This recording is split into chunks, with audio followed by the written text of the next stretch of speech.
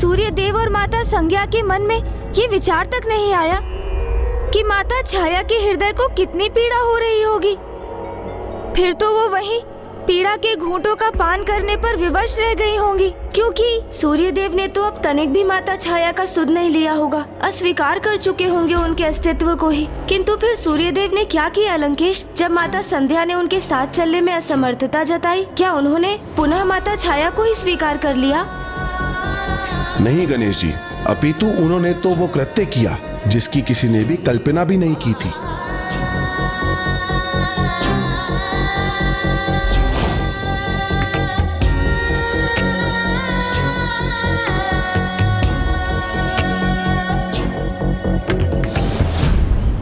छाया तो छाया ही है, उन पर प्रकाश का, तेज का कोई प्रभाव कहां हो सकता है पर? इसलिए मेरा तेज भले ही उनके लिए सहनीय था, किंतु आप चिंता मत कीजिए, मैं अपने इस तेज को कम करने का उपाय शीघ्र ही निकाल लूंगा और शीघ्र आपके पास लौटूंगा।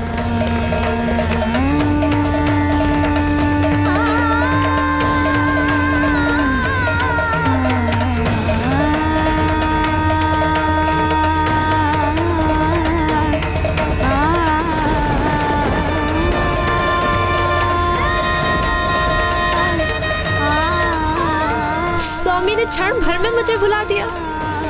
देवी संज्ञा, आपको तो सब ज्ञात है, आप भी तो नारी हैं, आप तो मेरे मन की वेदना को अवश्य समझेंगी।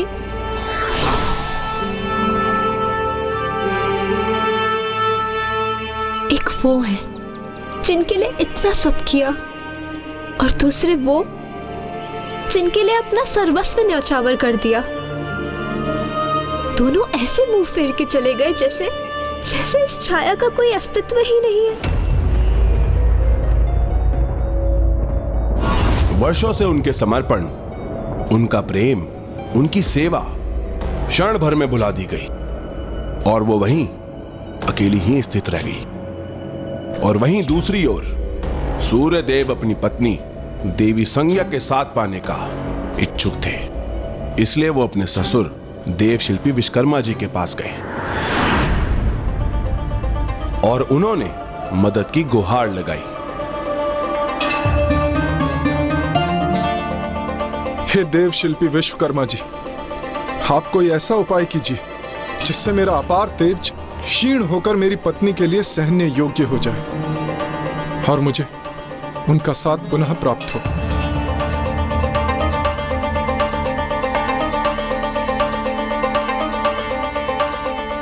आप उचित समय पर आए हैं सूर्यदेव, क्योंकि आज ही मैंने एक विशेष अस्त्र का निर्माण किया है। कदाचित ये आपकी समस्या का निवारण कर सकता है। अगर आपकी यही इच्छा है, कदाचित ये अस्त्र इस कार्य के लिए सर्वथा उपयुक्त है।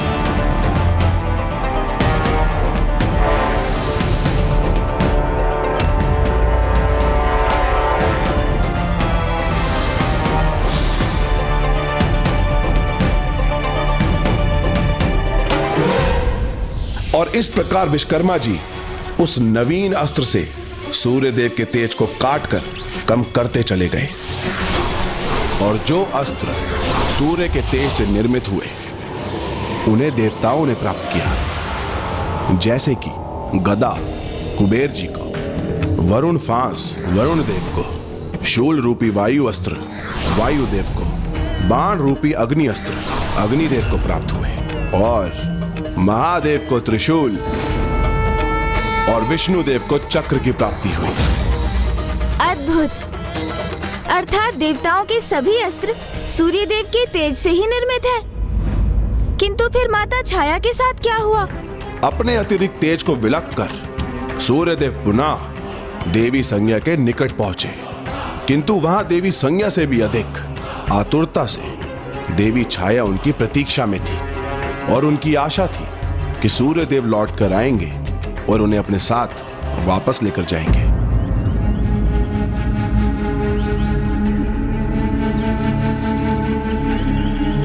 स्वामी मेरे साथ ये अन्याय कदापि नहीं करेंगे, क्योंकि उन्हें शीघ्र आभास होगा। उनके प्रति मेरा ही प्रेम सत्य था। मैंने उन्हें उनकी पूर्णता में स्वीकार किया, कभी उनसे उनका तेज कम करने को नहीं कहा। और जब देवी संज्ञा उनसे दूर चली गई, तब मैंने ही उन्हें एक सहभागिनी के सभी सुख दिए। उनके प्रति पूर्ण रूप से समर्पित रही हूँ मैं।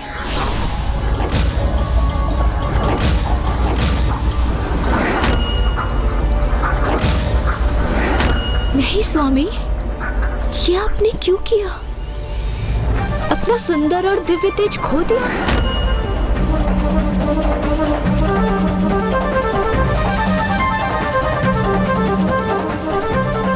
प्रतीत होता है अपने अनूठे दिव्य तेज को खोकर तो उन्हें अपनी भूल का आभास हो गया है। मेरे प्रति उनका प्रेम उन्हें वापस ले आया है।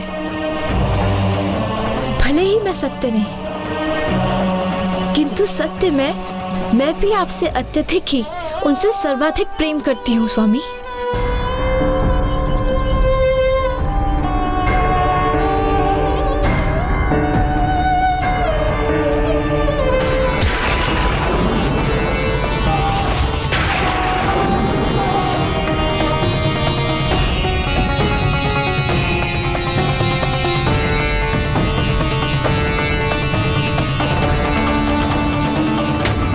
स्वामी ने तो मुझे देखा तक नहीं। वो मेरी ओर नहीं, देवी संज्ञा की ओर जा रहे हैं। सूर्यदेव ने देवी छाया से आगे बढ़कर देवी संज्ञा के साथ अश्वरूप धारण किया और उन दोनों के दिव्य संयोग को साक्षी बनने पर विवश हो गई।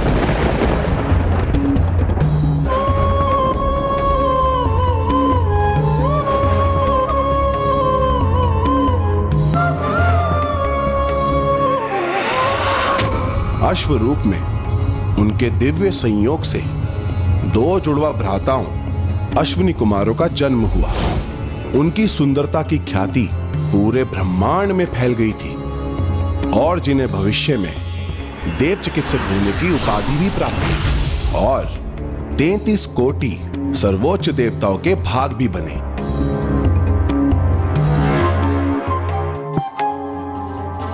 कुछ देर के लिए तो देवी छाया वहीं स्तब्ध रह गई थी, किंतु जब वो तंदरा से जागृत हुई और उन्होंने सूर्यदेव और देवी संज्ञा को रोकने का प्रयास किया, तब बहुत विलंब हो चुका था।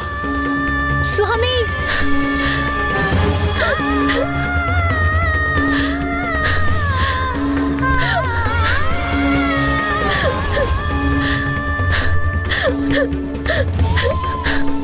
कौन हूं मैं? क्या हूं मैं? इस प्रश्न का उत्तर तो देते जाते। क्या मेरे सत्य में कोई अस्तित्व नहीं है? क्या मैं मात्र एक तुच्छ वस्तु हूं जिसके उपयोग के उपरांत उसे अपनी दृष्टि से दूर कर दिया गया?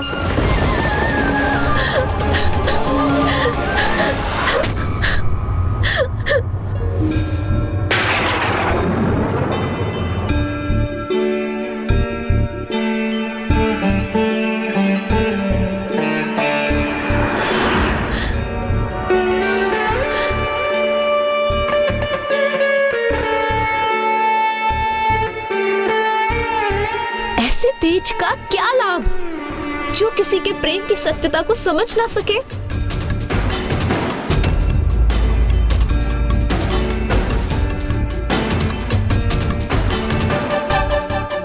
सूर्यदेव और माता संज्ञा दोनों माता छाया को भूल कैसे गए?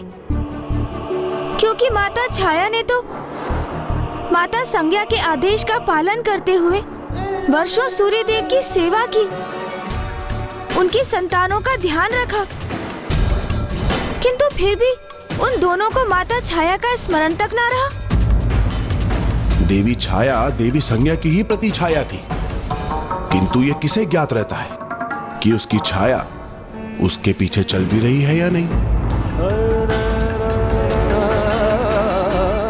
तो फिर क्या माता छाया ने भी सूर्यदेव और माता संज्ञा को स्वयं को भूलने दिया? क्या वो इतनी असहाय हो गई कि वो उनसे अपना अधिकार मांगने भी नहीं गई? जब जीवन में कोई मार्ग शेष न रह जाए, तब मानव भगवान के द्वार पे ही नतमस्तक होता है और उन्हीं के ही शरणों में जाता है। देवी छाया ने भी अन्न जल का त्याग कर प्रभु महादेव की तपस्या की। ओम नमः शिवाय। सोमनाथ च श्रीशैले मल्लिकार्जुनं उज्जैन्यां महाकालमोङ्कारं परमेश्वरं केदारं हिमवत्पृष्ठे डाकियां भीमशङ्करम्। गर्भवती होकर भी वो अन्न जल का त्याग कैसे कर सकती थी? अपमान की अग्नि ने उन्हें उनकी ही ममता बुलवा दी। वो स्वयं भूखी प्यासी रही और उनकी संतान भी। ओम नमः शिवाय। ओम सृष्टि के आप ही नाथ शिव शंभु जय भोलेनाथ। लंबी जटाएं हैं किए गंगा को धार लिए। डमरू त्रिशूल है हाथ त्रिनेत्र जय भोलेनाथ। सृष्टि के आप ही नाथ जय भोलेनाथ। कन्वे भस्म है मने नागधरा। रुद्राक्ष हर क्षण है साथ बम बोल बम भोलेनाथ। सृष्टि के आप ही नाथ शिव शंभु जय भोलेनाथ। सृष्टि के आप ही नाथ शिव शंभु जय भोलेनाथ। ये तो अनुचित है, वर्जित है। जी गणेश जी, एक गर्भवती स्त्री को कभी उपवास नहीं करना चाहिए। बाहर अग्नि के ताप का प्रभाव हो या ना हो, किंतु भीतर भूख की अग्नि तो शिशु को पीड़ा ही देती है। वही हुआ देवी छाया के शिशु के साथ भी। वो अपने तेज का उजलापन खोकर स्याह पड़ता जा रहा था। गर्भवती स्त्री का प्रथम धर्म है अपने शिशु की देखरेख, और उस समय तो एक माँ के सुख दुख से भी बढ़कर उसके गर्भ में पल रहे उसके शिशु का सुख है, अन्यथा उसका शिशु अवश्य प्रभावित होता है। आप उचित कहते हैं गणेश जी, किंतु उस समय देवी छाया निराशा के अनंत पीड़ा से जूझ रही थी। अपनी सूझबूझ खो चुकी थी वो, और उन्हें तो बस प्रभु शिव शंकर शंभु की तपस्या से ही आस थी। लंकेश जी, जल।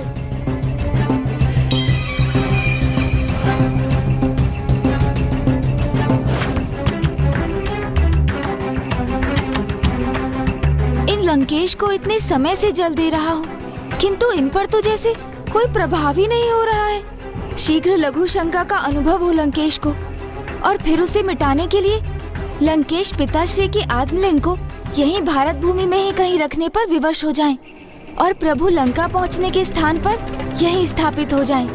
तभी सफल होऊंगा मैं, किंतु प्रतीत होता है कदाचित मुझे इसका कोई अन्य उपाय भी सोचना होगा।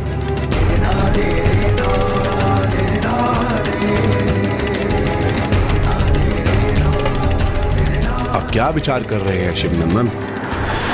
यही ना कि आगे क्या हुआ? हाँ लंकेश जी। अनेकों माह देवी छाया तप करती रही, और उनकी तप की अग्नि में वृद्धि भी होने लगी, और वो इतनी ऊंची उठ गई कि वो कैलाश की ऊंचाई तक जा पहुंची। ओम नमः शिवाय। ओम नमः शिवाय। ओम नमः शिवाय। ओम नमः शिवाय। ओम नमः शिवाय। ओम नमः शिवाय।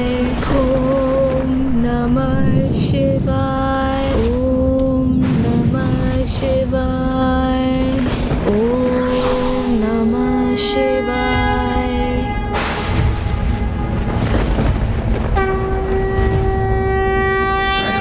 सदाशिवं नमामि हे उमापति जय नीलकंठ जय अनंत नमोस्तुते नमोस्तुते। ओ भोलेनाथ भक्तों के हो कष्ट से निवारते, ये सृष्टि सारी संकटों से शिव ही है उबारते। ओम नमः शिवाय। प्रणाम महादेव। आपके दर्शन पाकर मैं कृतार्थ हुई। पुत्री, तुम्हें ऐसी अवस्था में इतनी घोर तपस्या नहीं करनी चाहिए थी। क्षमा कीजिए महादेव, किंतु मैं लाचार थी, असहनीय अपमान से पीड़ित थी, और फिर आपकी भक्ति के अतिरिक्त मेरे समक्ष और कोई मार्ग शेष ही नहीं था। तो मुझे बताओ पुत्री, तुम मुझसे क्या चाहती हो? तुम्हारी तपस्या के फलस्वरूप मैं तुम्हें क्या वरदान दूं? कहो पुत्री, क्या वरदान दूं तुम्हें? क्या इच्छा है तुम्हारी? मैं आपसे क्या मांगू प्रभु, ये तो मुझे भी ज्ञात नहीं। आपके दर्शन ही मेरे लिए पर्याप्त हैं। तुमने तप किया है पुत्री, जिसका फल तो तुम्हें अवश्य प्राप्त होगा, और तुम शीघ्र ही मातृत्व का पूर्ण अनुभव करोगी। क्योंकि एक माता के लिए संतान से बढ़कर कुछ भी नहीं होता। तुम्हें वरदान देता हूं, तुम्हें एक तेजस्वी पुत्र प्राप्त होगा, जो जगत में शनि के नाम से विख्यात होगा, जो जगत में शनि के नाम से विख्यात होगा, जगत में शनि के नाम से विख्यात होगा, और वही तुम्हें तुम्हारे अधिकार दिलाएगा।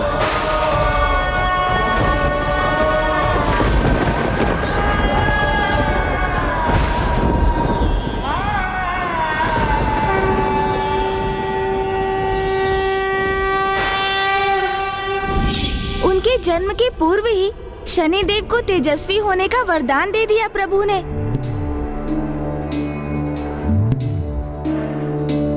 ऐसे दया निधान है पिताश्री भोलेनाथ, शिव शंकर शंभु महादेव। उनको हमारा कोटि कोटि नमन।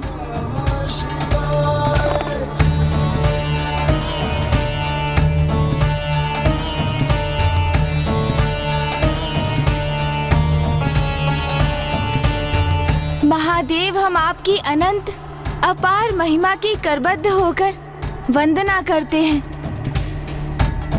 महादेव, आपकी महानता के समक्ष हम नतमस्तक हैं।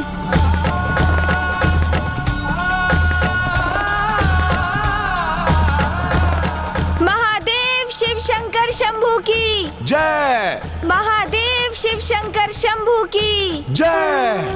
जय महादेव शिव शंकर शंभू की जय। महादेव शिव शंकर शंभू की। यही तो मैं चाहता था लंकेश, कि आप प्रभु महादेव की जय जयकार करने की धुन में पिताश्री के आत्मलिंग को यहीं रख दें और ये यहीं स्थापित हो जाए।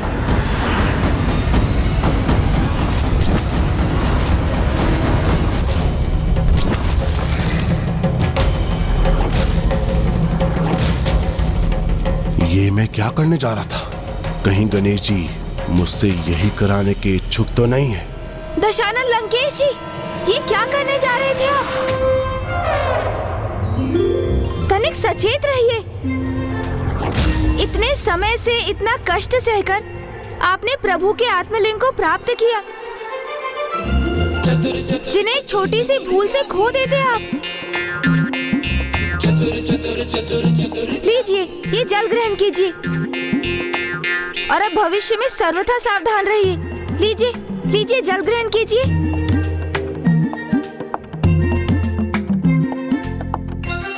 बहुत ही सतर्क और सावधान है रावण। सरल नहीं है उन्हें किसी भी प्रकार से छल लेना।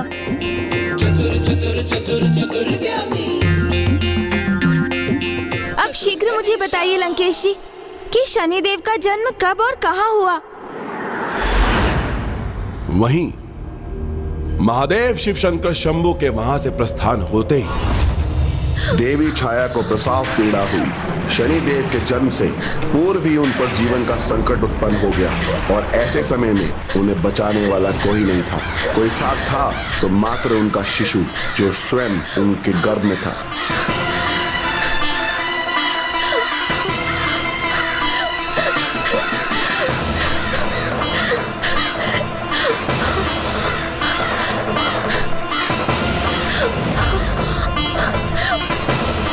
ये काक कहीं मेरी संतान को कष्ट पहुंचाने के लिए तो एकत्र नहीं हो रहे।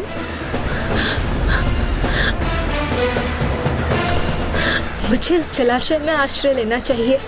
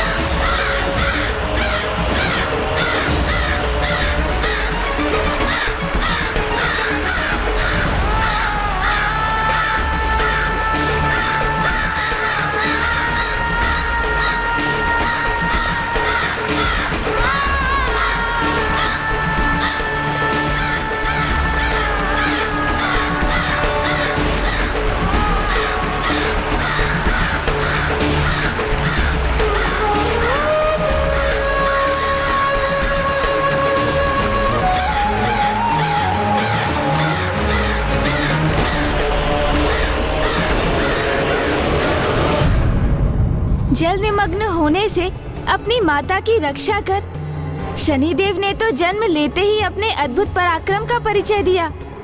ये तो उनका प्रथम दायित्व था, किंतु उनके मां के प्रति उनका वास्तविक कर्तव्य अभी शेष था।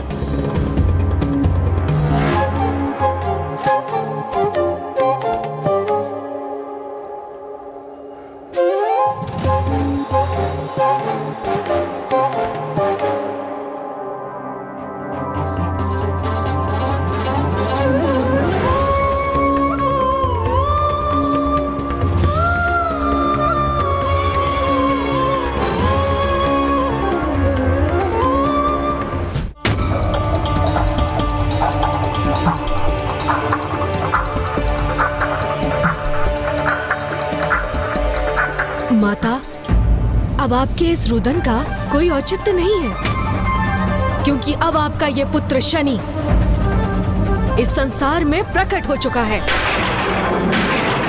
पुत्र? मेरा पुत्र? हाँ माता, मैं आपका पुत्र।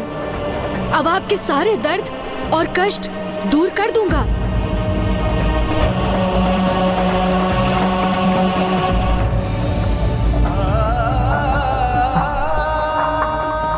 आपकी पीड़ा का आभास तो मुझे तब से है माता, जब से मैं आपकी गर्भ में था।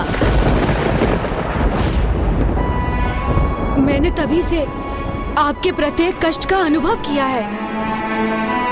उन सभी पीड़ाओं का, उन कष्टों का निदान करने का अब समय आ गया है माता। आपने तो मेरे पिता सूर्यदेव की अर्धांगिनी के समस्त कर्तव्यों का निर्वाह किया, इसीलिए अब आपको आपका उचित अधिकार प्राप्त होना चाहिए, जो मैं आपको अवश्य दिलवाऊंगा माँ। फिर भले ही ऐसा करने के लिए मुझे मेरे पिता से युद्ध क्यों ना करना पड़े।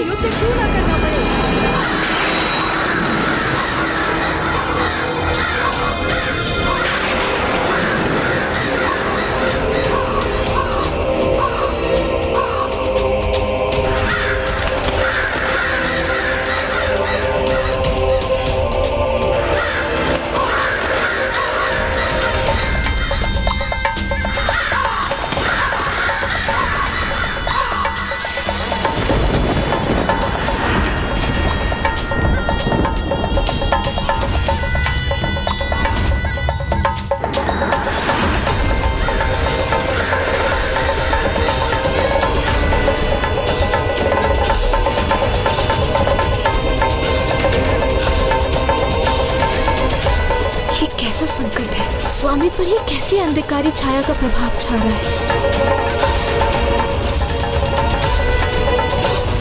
आइए माता, अब सबको आपके त्याग, आपकी ममता को बताने का समय आ चुका है।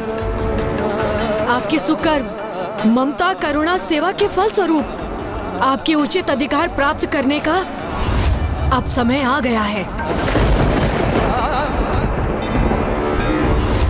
कितना अद्भुत रहा होगा ना कि जन्म लेते ही एक अल्पायु बालक होने पर भी कर्मों के आधार पर वो अपनी माता को उनके उचित अधिकार दिलाने के लिए तत्पर हो गए थे। अर्थात शनिदेव तो जन्म से ही कर्म प्रधान थे। लीजिए, जल ग्रहण कीजिए दशानन।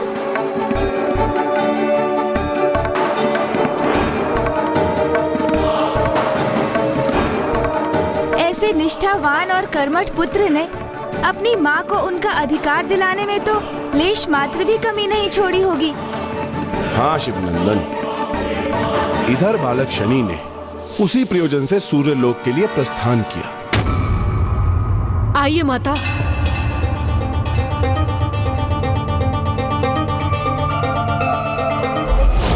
किंतु उधर सूर्य देव किसी भी भावी संकट से अनभिज्ञ, सर्वथा निश्चिंत थे।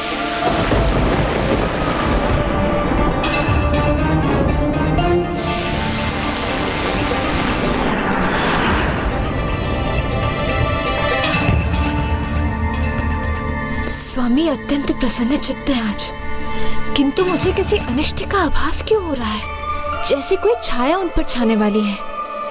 किंतु देवी संज्ञा को अनेक अशुभ संकेतों का आभास हो रहा था।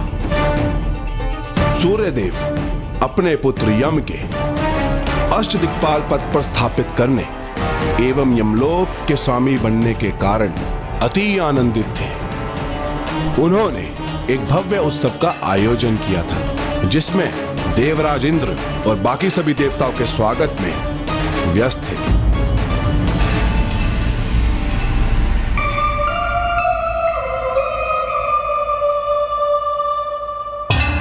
क्या हुआ प्रिय? इस महाउत्सव के अवसर पर आप चिंतित क्यों प्रतीत हो रही हैं? मुझे अशुभ संकेत दिखाई दे रहे हैं स्वामी। किसी अनिष्ट, किसी विपदा के आगमन का आभास हो रहा है।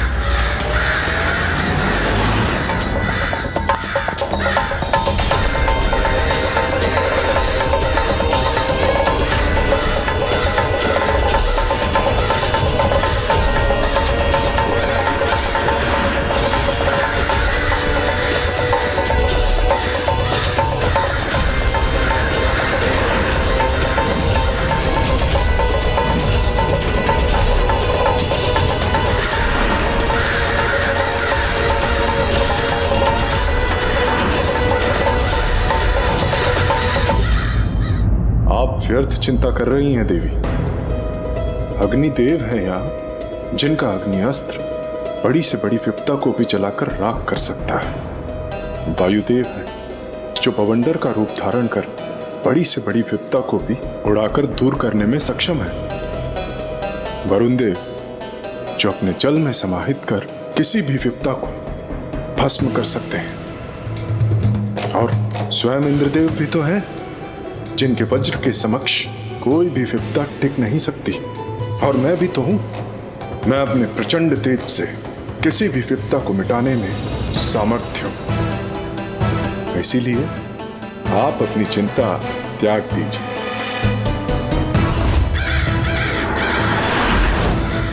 आज हमारे पुत्र के इस अत्यंत विशेष दिवस पर किसी प्रकार का अनिष्ट होना संभव नहीं।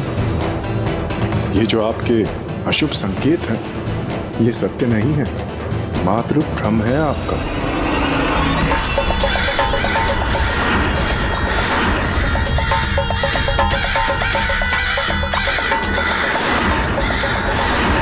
आज तो हमारे लिए यही उचित होगा कि हम पूर्ण आनंद का आभास करें और अपने सुयोग पुत्र अति शक्तिशाली यम को बधाई और आशीष दें।